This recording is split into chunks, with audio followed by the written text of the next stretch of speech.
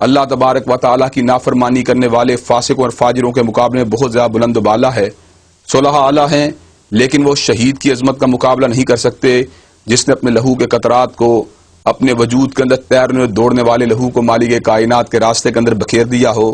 شہداء اعلیٰ ہیں لیکن وہ صدیق کی عظمت کا مقابلہ نہیں کر سکتے جس کو مالک کائنات نے منصب صدیقیت عطا کر دیا ہو۔ صدیقین بھی اعلیٰ ہیں لیکن وہ اللہ تبارک و تعالیٰ کسی نبی کا مقابلہ نہیں کر سکتے۔ انبیاء اعلیٰ ہیں لیکن انبیاء کسی رسول کی عظمت کا مقابلہ نہیں کر سکتے۔ اللہ تبارک و تعالیٰ نے 310 313 یا 315 رسول اللہ کو مبعوث فرمایا، 1 لاکھ سے زیادہ انبیاء کو مبعوث فرمایا۔ جملہ انبیاء کسی رسول کی عظمت کا مقابلہ نہیں کر سکتے، لیکن حضرات گرامی قدر ہمارے رسول علیہ الصلوۃ والتسلیم کے مقام کا عالم کیا ہے؟ ساری کائنات کے صلحاء ایک طرف ہوں، ساری کائنات کے شہید ایک طرف ہوں، ساری کائنات کے صدیق ایک طرف ہوں، ساری کائنات کے انبیاء رسول اللہ ایک طرف ہوں، یہاں تک کہ اولو العزم رسول بھی اگر جمع ہو جائیں، سیدنا نوح علیہ الصلوۃ والتسلیم، سیدنا ابراہیم علیہ السلام، سیدنا موسیٰ کلیم علیہ السلام، سیدنا عیسیٰ روح اللہ، یہ سارے اگر جمع ہو جائیں تو کالی کملی والے آقا علیہ الصلوۃ والتسلیم کی عظمت کا مقابلہ نہیں کر سکتے۔ اللہ تبارک و تعالیٰ نے حبیب علیہ الصلوۃ والتسلیم سے پہلے بھی رسول بھیجے تھے، لیکن جتنے بھی رسول آئے اپنے علاقے کے بڑے بن کے آئے، اپنے وقت کے بڑے بن کے آئے۔ مالک کائنات اعلان فرماتے ہیں وَلَقَدْ أَرْسَلْنَا نُوحًا إِلَىٰ قَوْمِهِ، ہم نے نوح کو بڑا بنا کے بھیجا، اپنی قوم کا بڑا بنا کے بھیجا۔ وَإِلَىٰ عَادٍ أَخَاهُمْ هُودًا، ہم نے جناب ہود کو بڑا بنا کے بھیجا، قوم عاد کا بڑا بنا کے بھیجا۔ وَإِلَىٰ ثَمُودَ أَخَاهُمْ صَالِحًا، جناب صالح کو بڑا بنا کے بھیجا، قوم سمود کا بڑا بنا کے بھیجا۔ وَإِلَىٰ مَدْيَنَ أَخَاهُمْ شُعَيْبًا، ہم نے جناب شعیب کو بڑا بنا کے بھیجا، قوم مدین کا بڑا بنا کے بھیجا۔ جناب موسیٰ، جناب عیسیٰ جیسے بڑے رسول اللہ بھی اگر آئے تو بنی اسرائیل کے بڑے بن کے آئے، لیکن حضرات گرامی قدر یہ اعداد اگر حاصل ہوا تو کالی کملی والے آقا علیہ الصلوۃ والتسلیم کو حاصل ہوا کہ جب مالک کائنات نے ان کے سر کے اوپر تاج امامت اور رسالت کو رکھ دیا تو مالک کائنات نے اعلان فرما دیا قل یا ایھا الناس انی رسول اللہ الیکم جمیعا، کائنات کے لوگوں سن لو، آج وہ آیا ہے جو مکیوں کا بڑا بن کے نہیں آیا، جو مدنیوں کا بڑا بن کے نہیں آیا، جو حجازیوں کا بڑا بن کے نہیں آیا، جو عربیوں کا بڑا بن کے نہیں آیا، جو بر اعظم ایشیا کا بڑا بن کے نہیں آیا، جو اپنے وقت کا بڑا بن کے نہیں آیا، جو شمال کا بڑا بن کے نہیں آیا، جنوب کا بڑا بن کے نہیں آیا، مشرق و مغرب کا بڑا بن کے نہیں آیا، پچھم و پورب کا بڑا بن کے نہیں آیا، اتر اور دکن کا بڑا بن کے نہیں آیا، آج وہ آیا ہے جو سارے زمانوں کا بڑا بن کے آیا اور سارے مکانوں کا بڑا بن کے آیا ہے۔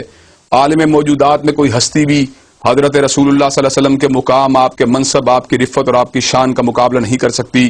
حضرات گرامی قدر، اور اس کے ساتھ ہی ساتھ ہمارے دماغ کے اندر یہ فیلنگ اور یہ احساس بھی موجود ہونا چاہیے کہ حضرت رسول اللہ صلی اللہ علیہ وسلم مالک کائنات کے آخری نبی ہیں، آخری رسول ہیں۔ کائنات کے اندر آپ کے بعد علماء آئیں گے، آپ کے بعد جرنیل آئیں گے، آپ کے بعد سپہ سالار آئیں گے، لیکن آقا علیہ الصلوۃ والتسلیم کے بعد کوئی نبی نہیں آئے گا، آپ کے بعد کوئی رسول نہیں آئے گا، آپ کے بعد کوئی صاحب الہام اور ناطق وحی قائد نہیں آئے گا۔ آقا علیہ الصلوۃ والتسلیم کے مقام و منصب کے حوالے سے مالک کائنات نے اعلان فرما دیا ما کان محمد ابا احد من رجالکم ولکن رسول اللہ و خاتم النبیین۔ اللہ تبارک و تعالی اعلان فرماتے ہیں حضرت رسول اللہ صلی اللہ علیہ وسلم اللہ کے رسول ہیں، مردوں میں سے کسی کے باپ بن کے نہیں آئے، اور اللہ تبارک و تعالی کے آخری نبی ہیں۔ حضرات گرامی قدر، آقا علیہ الصلوۃ والتسلیم کے بعد بہت سے لوگوں نے دعوی نبوت کیا، جن میں مسیلمہ کذاب بھی شامل ہے، جن میں اسود انسی بھی شامل ہے، علی محمد باب بھی شامل ہے، بہاءاللہ بھی شامل ہے، علیجہ محمد بھی شامل ہے، راشد الحلیفہ بھی شامل ہے، غلام احمد قادیانی بھی شامل ہے۔ یہ سارے وہ لوگ ہیں جنہوں نے آقا علیہ الصلوۃ والتسلیم کے بعد دعوی نبوت کیا، لیکن حقیقی بات یہ ہے کہ آقا علیہ الصلوۃ والتسلیم کے بعد جس نے بھی نبوت کا دعویٰ کیا، ذلت اس کا مقدر بن گئی، رسوائی اس کا مقدر بن گئی۔ چنانچہ ہمارے دماغ میں حب رسول کا جو پہلا تقاضا ہے وہ یہ ہونا چاہیے کہ آقا کا مقام،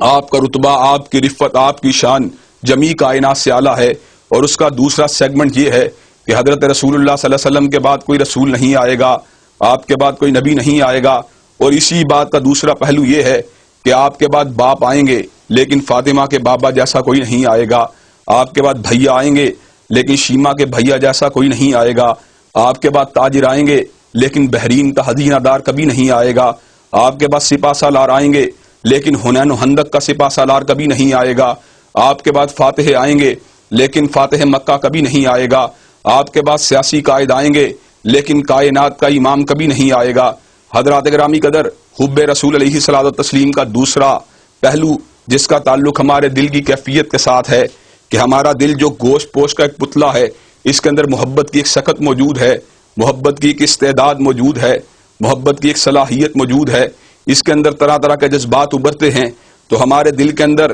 جو محبت کا ایک